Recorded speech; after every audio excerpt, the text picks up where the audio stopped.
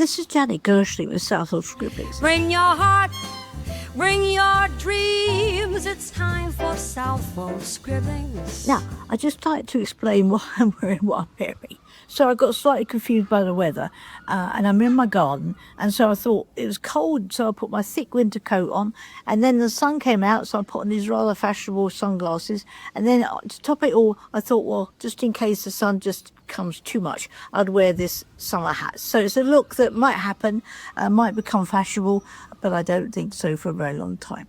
So I'm in my garden, and I just thought I'd talk to you about my garden. I've mentioned my garden lots of times, but I think I also mentioned that it's only recently, in the past probably year, that I've become interested in gardening.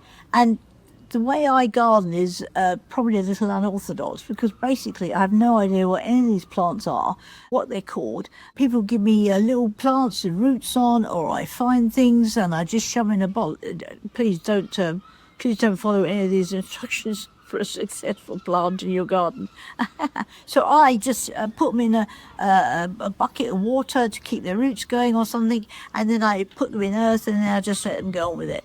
Oh, and by the way, people get really freaked out about weeds. I don't want you to worry about weeds, okay? So this is me speaking. Don't worry about the weeds, because the insects love them, all right? And you see them when they grow, they all got little pink flowers on or something lovely, and I don't think you need to sort them out. Just leave them alone, please. And everything will work out, and the insects will love you, and they'll love the plants. So don't worry about weeds, okay? So the reason I've got, there's lots of reasons, but one of the reasons I've got so many mauve flowers in my garden is because I want bees to turn up. And it just reminded me of the fact that if you've seen people, haven't you, that when a bee turns up, or a bee comes near them, or a wasp comes near them, they tend to flap their arms like this. You know, and it makes no difference, because as soon as they stop flapping their arms, the wasps and the bees come back, and it doesn't work at all, really. And the other thing is flies. Oh, flies! I don't like flies. I'm going to take these off. I don't like flies. I might have put it on the... Oh, hello. I don't like flies. And what is it about flies? Okay, they come in through a small opening in your house, and then you open the doors wide, and they still don't go. You want them to go, carry on with their life before they came into your kitchen, but they won't do it. They just stay stationary. So, what's that all about, really? And a couple of things also. I was reading about garden furniture, and just to make sure you know what you're doing, that's what this article said, and that you chose furniture that was suitable for your garden. This is a very small garden, but this is a very comfortable chair, I tell you that much. And if you have to go to a friend's house to have dinner outside in your garden, if it's big enough, and if the furniture is really uncomfortable, it's not a pleasant experience. So make sure you choose your garden, well, all right, and that will be comfortable. Because you know what, sometimes I don't know about you, if you're lucky to have a garden, you just sit there and don't have to do much. Oh, here comes the sun again. And we just sit there, and then you just watch and look, and then watch things come and go, bees and wasps and insects. And I tell you what, it's so therapeutic. I just adore it, really. I've got my cup of tea here. I always have a lovely cup of tea. And I'm always wondering why people say, shall I be mother? Shall I be mother?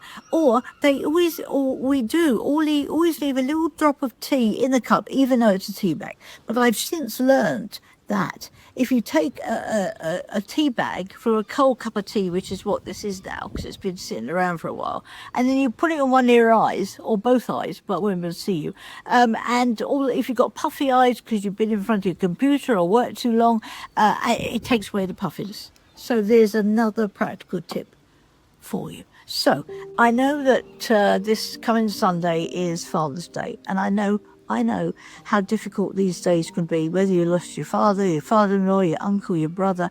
They are very, very long days and difficult days sometimes.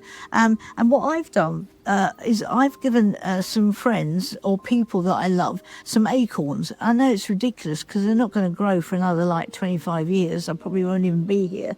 And but knowing it's there, I tell you, just knowing it's there growing somewhere in a plant pot or in the garden, it just makes you feel good.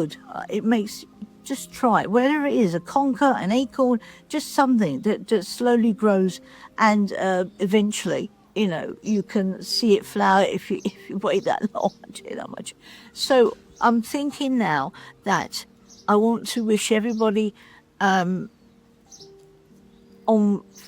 Sunday, Father's Day, a reasonable day. I know these days are so difficult. I went through it and I'm going through it still. And so just think of that person. There's empty chairs. It's always a terrible thing, I tell you that much.